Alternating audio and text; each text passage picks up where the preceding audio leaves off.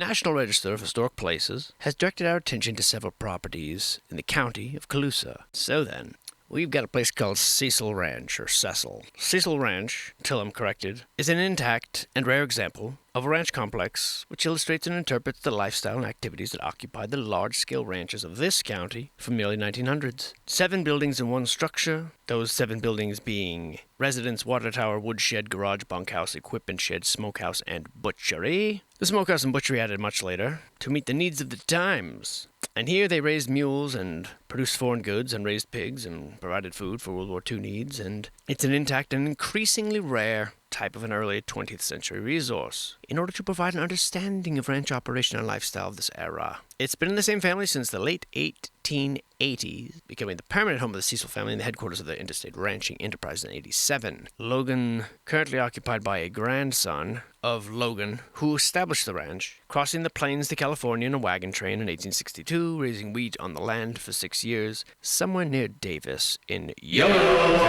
County. He and his brother bought ranch land in the Willamette Valley of Oregon and started raising cattle. 13 years later, a drought drove many farmers out of these valleys, and the Cecils moved to Oregon and set up their headquarters on Silver Creek, where they would make the annual trail drive to sell the stock. He moves to the current ranch, which we're discussing, near Grimes. Trade on the Sacramento River, which was nearby, was brisk in the 19th century. And strategically located, the dock, now known as Cecil Landing, was used by farms in the area. So during the early decades of Colusa County, California produced more wheat for the international market than all the other western states combined.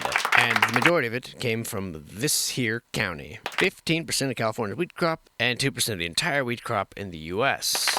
It sounded like it'd be more than that. But in 1891, Colusa County ranked first in per capita wealth and first in the United States, which is interesting. In the value of agricultural products, it was first in California and 13th in the United States. So because of this, gang plows, combines, and threshers all appeared and were widespread in the 80s, and the major source of power to drive these was mules and horses.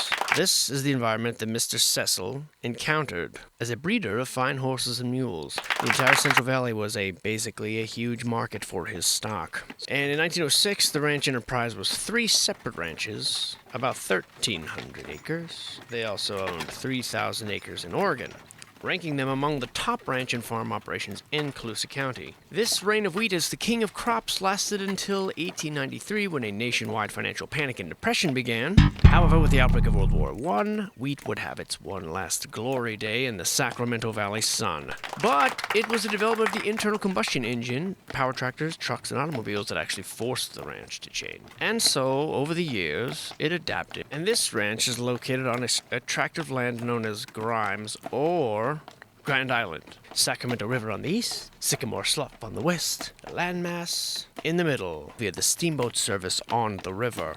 Grimes was the largest and most important of these communities during the latter part of the 1800s and the early part of the 1900s. So now you have the setting, leading us to buildings of interest, starting with the Colusa Carnegie Library. Classical revival in style, tall rectangular, 1-story over a raised basement. Served as a library from 1906 until 1964, when the Colusa City and County Libraries merged, and now it's occupied by the Colusa Police Department. G.I. Kaysen owned the building, which was purchased. His medical offices were next door, and the library replaced his orange grove, to his utter dismay, probably.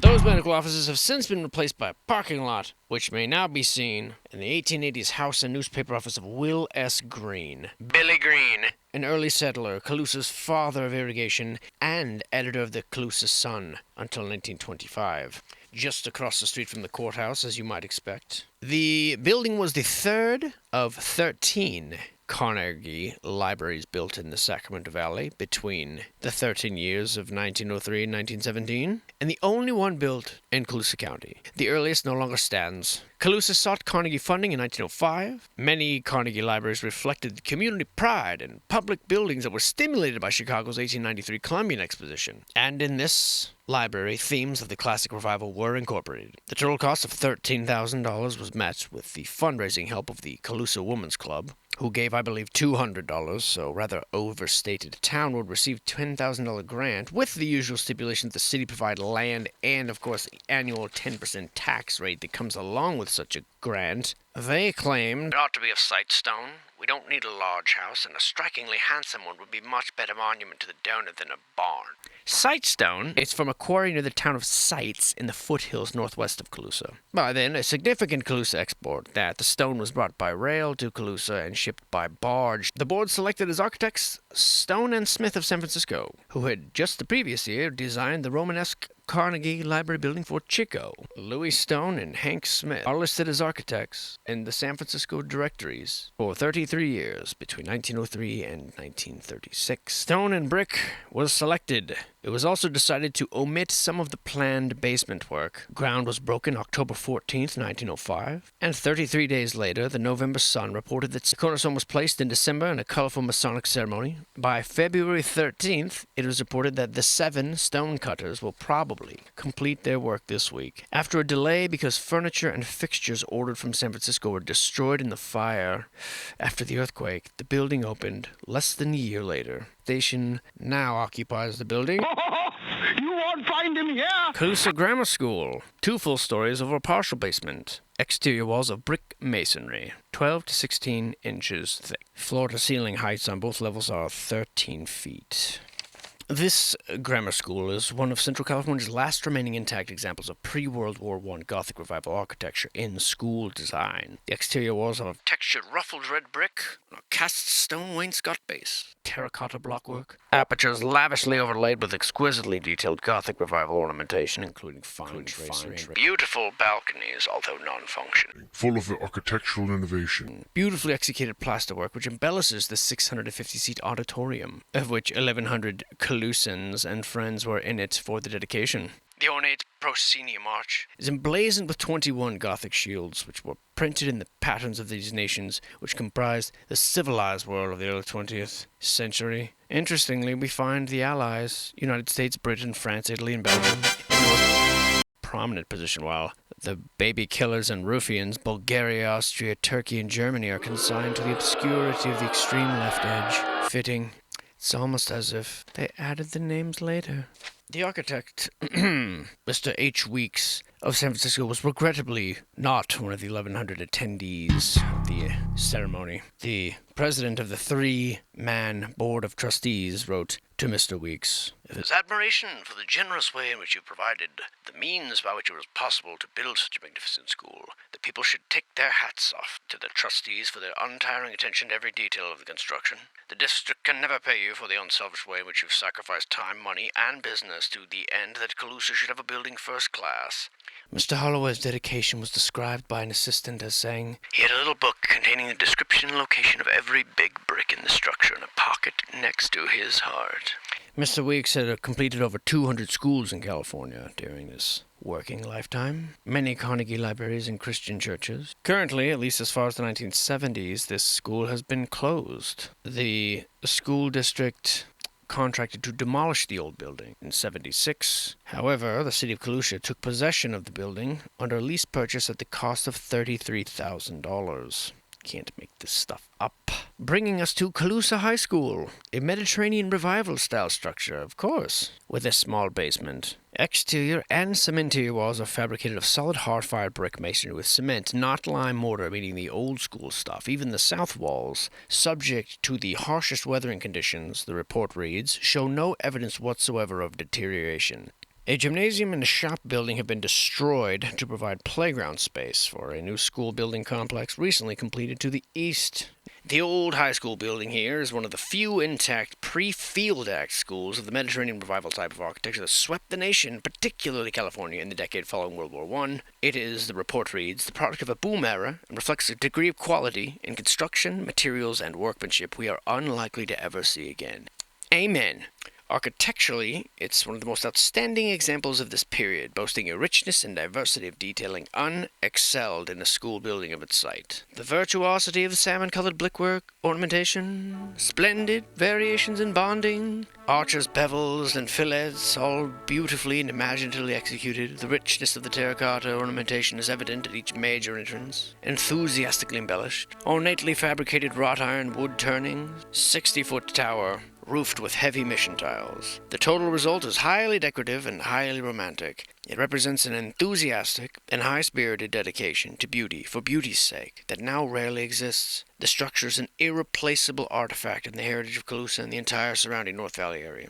So you see here, they're right on the precipice. An enthusiastic and high-spirited dedication to beauty for beauty's sake. Splendid sentence. I mean that. Now the claim is that this was built during 1925 as the third building used by the Colusa Union High School District and replaced an earlier 1903 structure. In October 24th, 1925, the initial phases of the project reached a point that the cornerstone could be laid by the Grand Lodge of Masons in California, with the traditional ceremonial rites being conducted by the most worshipful Albert E. Boynton, Grand Master, and other Grand Officers. However, conducted by the Grand Parlor of the Native Sons of the Golden West.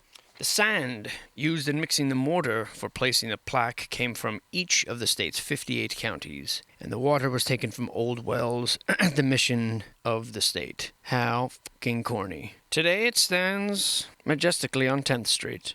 For 50 years it was a school, a fine old school. It would be difficult to imagine Colusa without it. The report concludes that informal shrubberies form the foundation planting surrounding the building, and the total effect is one of harmony between structure and environment. The scene is reminiscent of the grace, beauty, and dignity of former days long past. And I just love when I come across a historical registration format filled out such eye-popping sentences. We come to the Grand Island Shrine. This one's a bit confusing.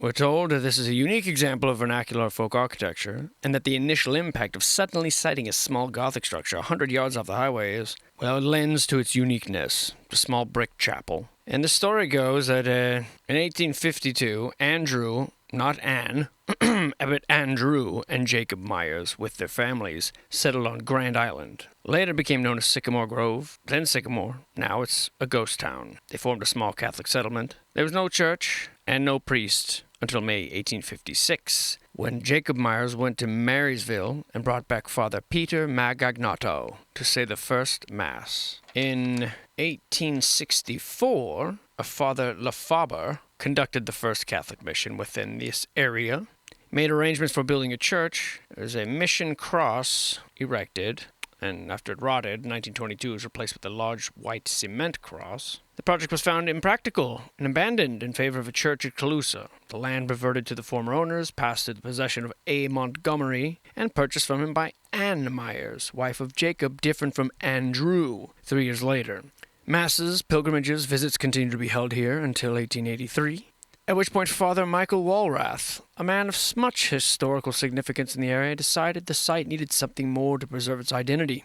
And using leftover brick from the construction of the Colusa church, which he himself had kilned, he erected a small edifice containing only an altar. Since then, Mass has been said every year, once a year, for 52 years. At the time of this writing in 1974, on May 13th, Colusa Parlor, number 194, Native Daughters of the Golden West, placed a bronze plaque commemorating the site. And that concludes the little jaunt through the National Registered Historic Places in Colusa County. I'm sure there's far more to explore here, but this is what they presented to us. Interesting use of numbers, very out-of-place buildings, and the usual story of California industry flashing with greatness and then being snuffed out by something new. With that being said, I'll see you soon.